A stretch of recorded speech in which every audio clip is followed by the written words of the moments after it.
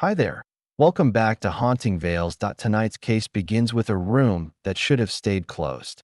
A room where the air still trembles, as if someone's final breath never escaped. When Hercule Poirot steps inside, he feels it immediately, the weight of something unfinished. Something watching. A chair slightly turned, a candle frozen mid-melt, a window locked from the inside, and the ghostly outline of where a body had once been, but was taken before anyone could see it. Poirot runs a finger across the cold table and murmurs, "Someone died here, and someone returned to bury the truth." The silence in the room doesn't answer. It only listens. And now, so will you. Before we dive in, make sure to subscribe for more chilling mysteries. Chapter 1. The Last Breath in the Room. The cold wind of early evening moved through the streets like a soft warning. It carried a strange stillness, a thin whisper of something wrong. It was the kind of night when people locked their doors early and spoke in quiet voices.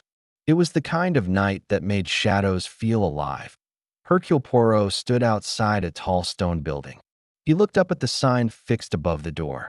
The Hawthorne Security Facility. The building held many private rooms.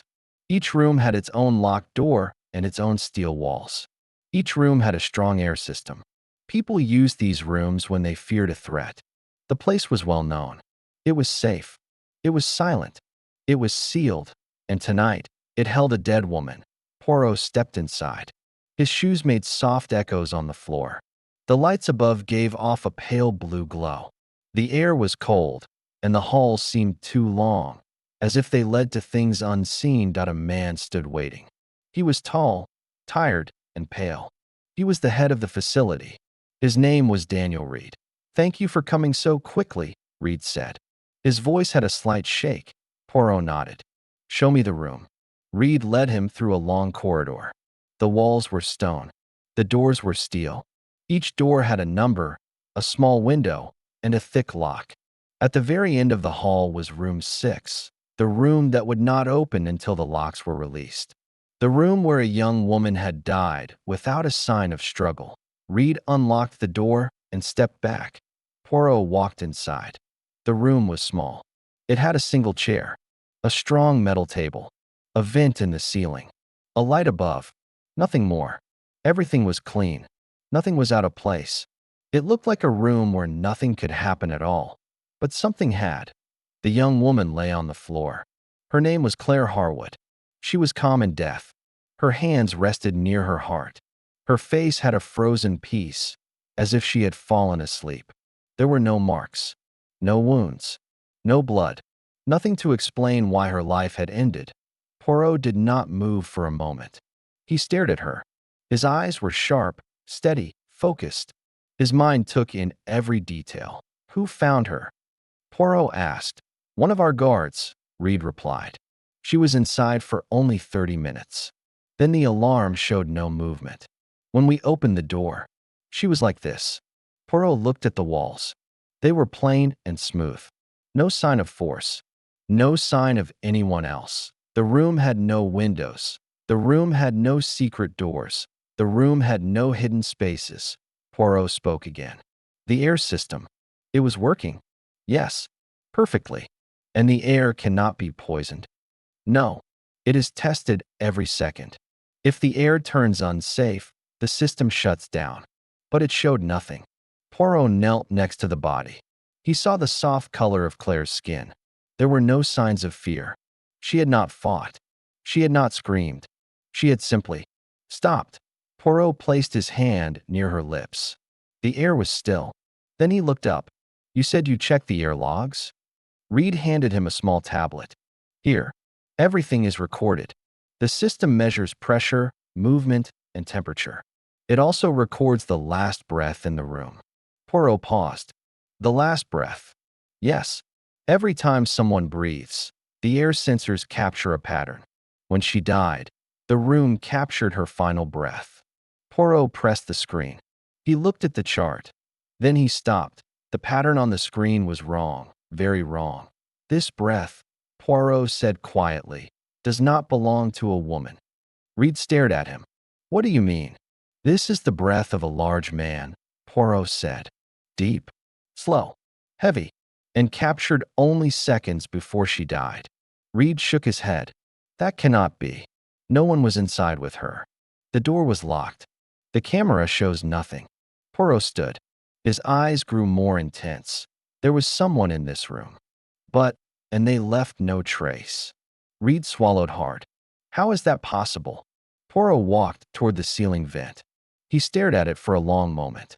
The metal grating was clean. The screws were tight. The surface had no dust, no fingerprints.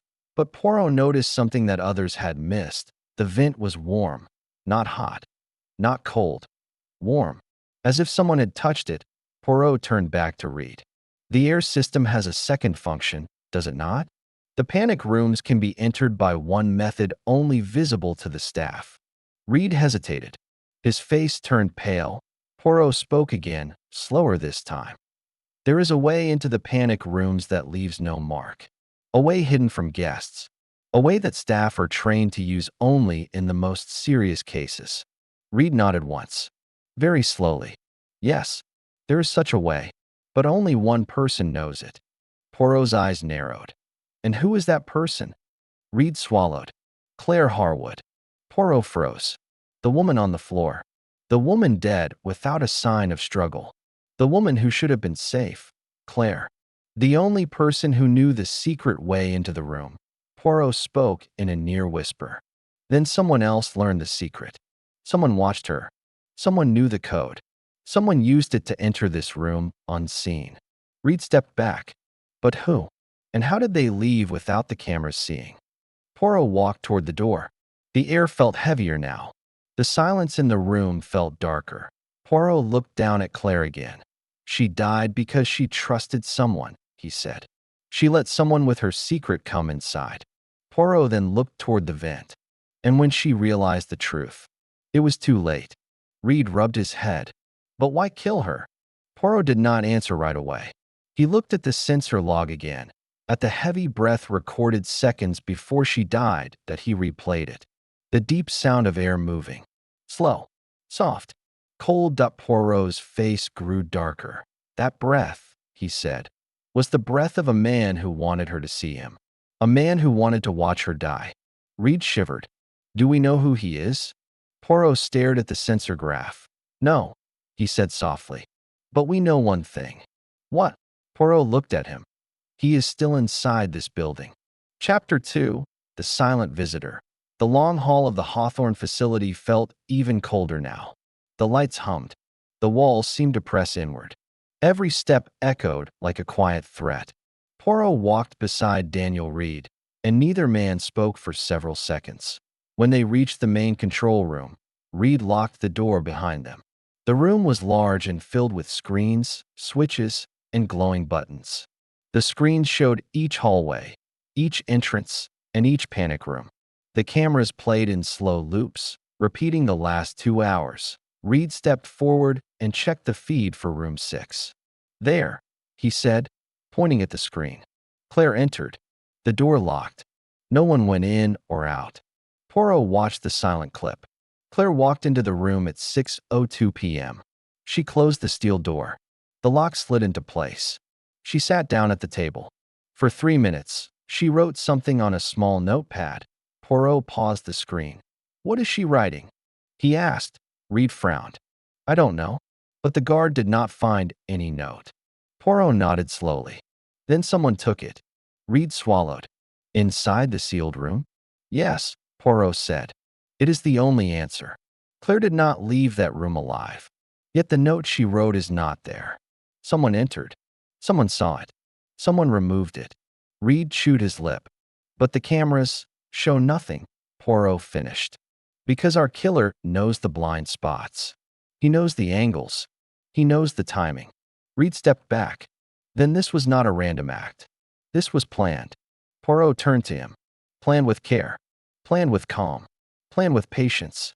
This killer watched Claire for a long time. Reed lowered his head. She never told me she was scared. She never said anyone followed her. Poirot placed a hand on the desk. Not fear. Trust. She trusted the wrong person. And that trust let the killer inside that room. Poirot stared at the screen again. Claire sat at the metal table. She wrote a slow, careful line. Then she looked up. Her eyes widened. She stood. The clip ended there. The next part was corrupted. Reed played it again. The screen flickered. The video glitched. Claire's body froze in mid-stand. A digital crack ran across the feed. What happened to the footage? Poirot asked calmly. Reed shook his head. The file was damaged. We cannot recover it. Poirot did not blink. Someone damaged it. Reed stared at him. You think it was on purpose? Poirot nodded once. The killer wanted to hide the moment he entered. Reed stepped away from the screen, his breathing growing fast. Poirot, if the killer can enter the panic rooms, hide from the cameras, and erase footage, what are we dealing with? Poirot looked at him with sharp eyes. A person who works here, or someone who once did. Reed's face went pale. You think it's one of my staff? Poirot did not answer. He turned away and began to walk down the hallway again. The air outside the control room felt even colder. The lights flickered above them. The long halls now felt like traps. Any corner could hide a shadow. Any door could hold a silent figure waiting in the dark. Poirot stopped near the staff break room. A faint sound came from inside. A soft click. A gentle scrape. He pushed the door open. A man was inside. He sat at a table with a cup of cold coffee. His hands shook. His eyes were dark and tired. His name was Mark Ellison. He was one of the senior guards. He looked up. Mr. Poirot, Reed told me you were here. Poirot stepped closer. The man's hands trembled more now. You look unwell, Poirot said calmly. Ellison rubbed his eyes. Long night. Long week. Claire's death shook all of us. Poirot watched him with quiet focus. Did Claire speak with you before she died? Ellison nodded. Yes. She was working on something. A company file. She said it would take only a few minutes. She asked me to run a system check while she was inside. Poirot leaned forward. Did she seem worried? Ellison swallowed. Not at first. But then, something changed. She kept glancing behind her. She looked stressed. He paused, like she sensed someone near her. Poirot stepped closer. Someone she knew? Ellison's voice lowered. She didn't say a name, but she did say one thing. She said, I think someone wants me to stay quiet. Poirot felt the cold settle deeper in the room. Did she tell you why? No, Ellison shook his head. Before I could ask more, she went into room 6. Poirot watched Ellison's hands again. They shook harder. Ellison cleared his throat. I didn't kill her, Mr. Poirot. I swear. I liked Claire. She was kind. Poirot nodded once. You're shaking hands. Is it fear or guilt? Ellison looked up with wide eyes. Fear. Real fear. Because if the killer was someone she trusted, that means anyone here could be next. Poirot stared into his eyes. What else did Claire say? Even the smallest thing matters. Ellison hesitated, then whispered. She said she had found something in one of the old files. Something wrong. Something she was not meant to see. Poirot's gaze sharpened. And she kept this file? Yes. She hid it in her locker. Poirot stepped back. Where is her locker? Ellison stood quickly. Follow me. Claire's locker room sat at the far end of the staff hall. The room held 12 metal lockers. The air smelled of cold steel and dust. Ellison pointed to her locker. Number 4. Poirot tried the door. It was locked. Who has the key? Poirot asked. Claire kept it on her chain, Ellison said. But the guard did not find the chain on her body.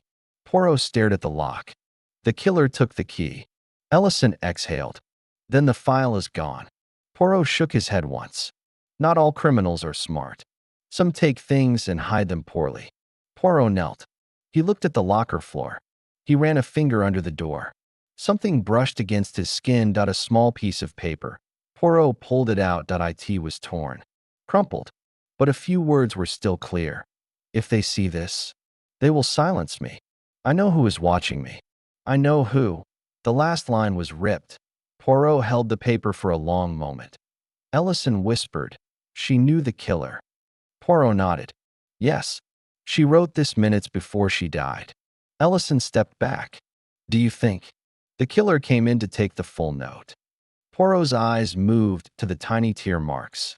Yes, and this small scrap fell. He did not notice. Poirot turned the paper over. There was a faint print. A smudge. A thumbprint. Very clear. Ellison leaned closer. Is it hers? Poirot shook his head. No. Claire had small hands. This print is from a larger hand. Ellison felt cold run through his body. So he reached inside her locker. He handled her things. Poirot stood. He placed the paper in his pocket. Yes. And he left a mark. He left something real. Something that can be traced. Poirot looked around the locker room again. Something felt off. A quiet tension. A sense of being watched. Poirot walked to the window. The glass was clean, but the dust around the frame was disturbed. Someone had been there recently. Someone had stood close and watched through the glass. Someone silent. Someone patient. Poirot whispered. The silent visitor was here. Ellison froze. What do we do now? Poirot stepped back from the window. Now we search the building. Every hallway. Every room. And every shadow. Ellison's voice trembled. But what if he is watching us right now? Poirot looked toward the dark corner of the room, thought he could feel it. A presence. A soft tension in the air. Like breath without sound. He is, Poirot said softly. And he wants us to know it. Ellison backed up. You mean he's still inside? Poirot nodded. Yes. And he will not leave until he finds what Claire hid. Ellison swallowed. What did she hide? Poirot looked at the torn paper again. Something dangerous. Something she should never have seen. And the killer will do anything to get it. Poirot stepped toward the door. Come, he said. We must move fast. Ellison followed him, but his steps were slow and heavy. The hallway outside was empty. Too empty. Poirot walked forward, but then stopped. Across the floor lay a small silver chain. Ellison gasped. Claire's necklace.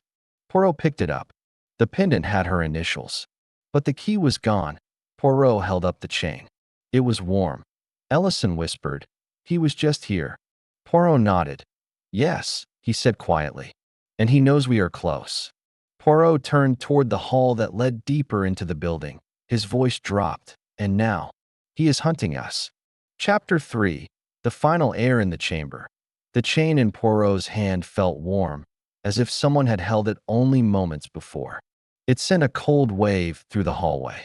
Ellison stared at it with wide, frightened eyes. He is here, Ellison whispered. Right now? He is close. Poirot nodded. Yes, and he feels safe in this building. He knows every corner, every door, every blind spot. They stood in silence. The air felt heavy, like someone had taken all the oxygen from the hall. The lights hummed above them, but their glow seemed weaker now. The hall stretched like shadows, long and dark. Poirot walked forward at a steady pace. His steps were calm. Ellison followed behind, his breath shaking, his hands trembling. They turned the corner. The hallway was empty, but the air was warm. Not the whole hall, only a single spot. A narrow line of space near the wall. Poirot ran his hand through the air. This is the path he took, Poirot said softly. He passed through here seconds ago. How do you know?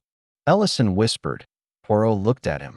A person in fear leaves cold air behind. A person in control leaves warm air. Our killer is calm. Too calm. Ellison shuddered. Why is he still in the building?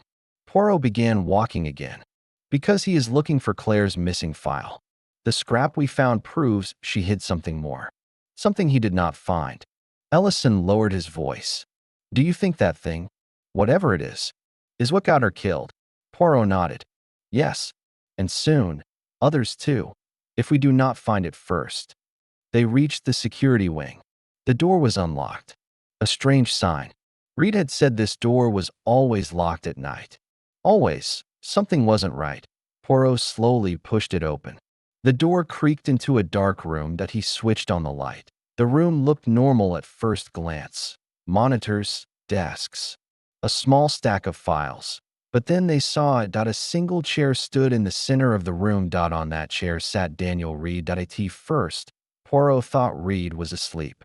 Reed's head rested against the wall. His hands lay on the armrests. His eyes were closed.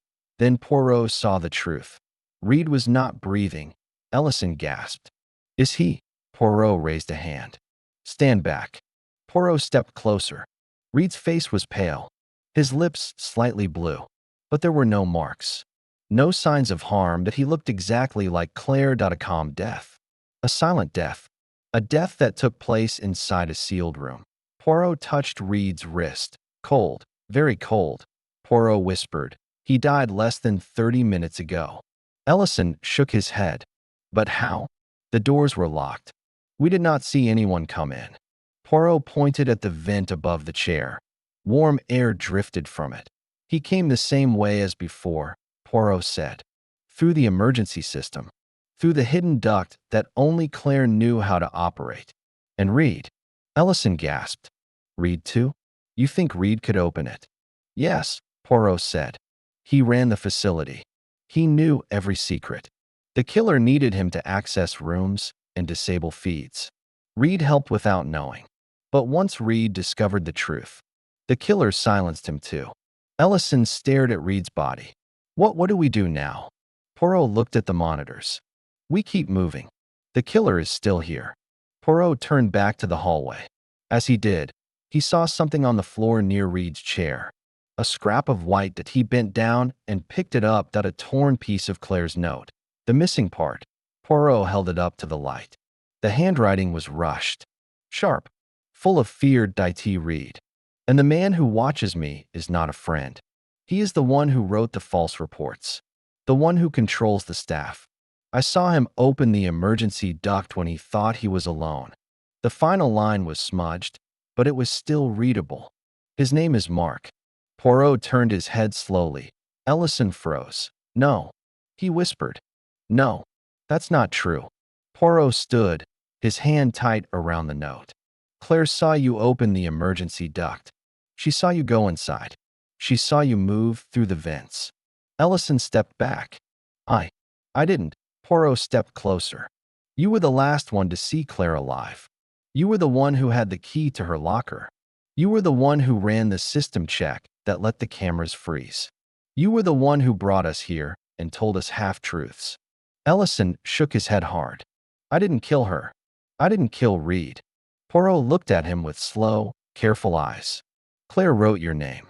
Ellison backed into the wall. Listen to me. Please. I am scared because I didn't kill anyone. I am scared because I know who did. Poirot paused. Who?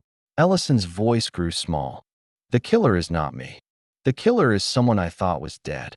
Poirot narrowed his eyes. Ellison whispered. Claire was looking into a file. A file about a former staff member. Someone who was fired years ago. Someone who tried to steal personal data from the facility. Poirot's expression changed. A former staff member, he repeated. Someone who knew the entire building. Ellison nodded fast. His name was Adam Kane.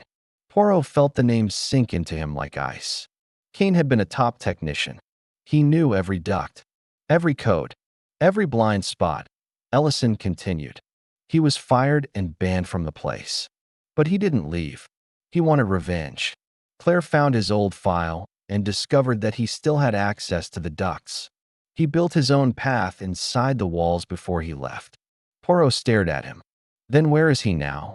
Ellison pointed upward, the walls, the vents. He never left. Poirot stepped back.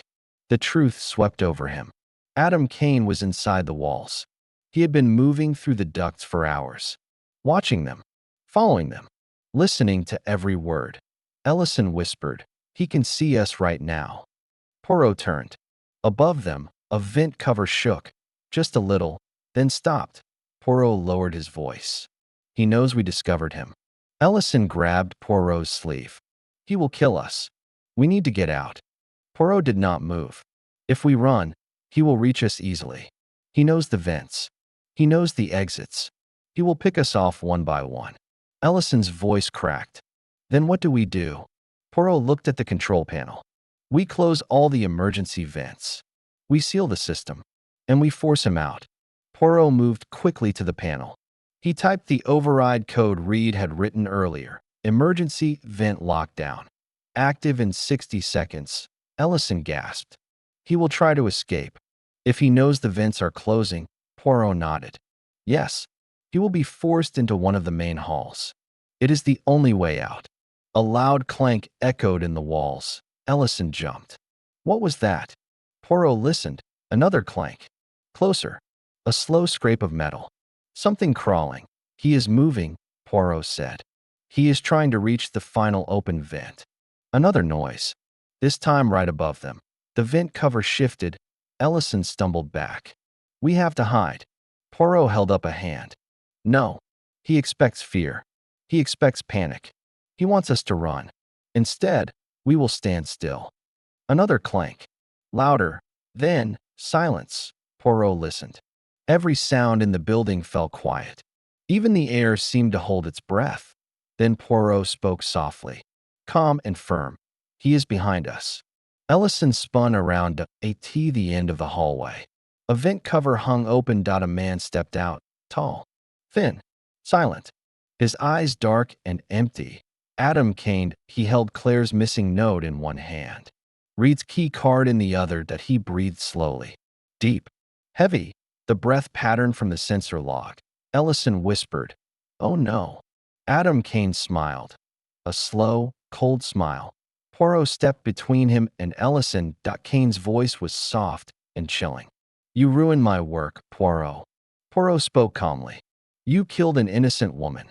She found the file, Kane said. She saw what no one else had seen. Poirot kept his tone even. You built your own passages in the walls. You made yourself a ghost in this place. Kane nodded proudly. I had to. The world outside does not want me. But this building, it belongs to me. The vents clanked again. A loud warning sounded from the speakers. Vent lockdown in 10 seconds. Kane's eyes widened. Poirot whispered, You have no place left to hide. Kane lunged.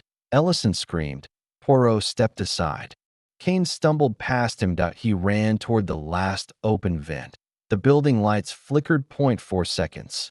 Kane jumped, grabbed the vent edge, and pulled himself up. Poirot walked toward him at a steady pace. 0.3 seconds. Kane tried to pull himself.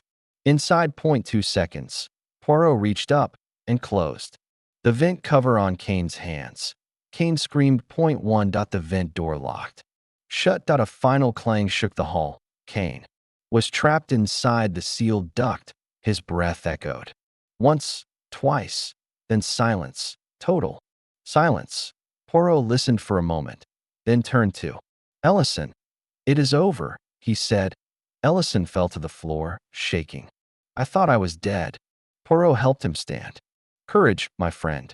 It is a long night, but you are alive. Ellison leaned against the wall. You would have killed us both. Poirot nodded. Yes, but Claire left the truth. And because she did, justice came. Ellison looked at Poirot. What happens now? Poirot began walking back down the hall. The police will take Adam Kane. The vents will remain sealed. And Claire's note will speak for her. Ellison followed him, slow and tired. Will you tell them she saved us? Poirot paused. Yes, he said softly. She saved more than us. She saved the future of this place. They walked into the main corridor. The building was quiet now. Calm. Still.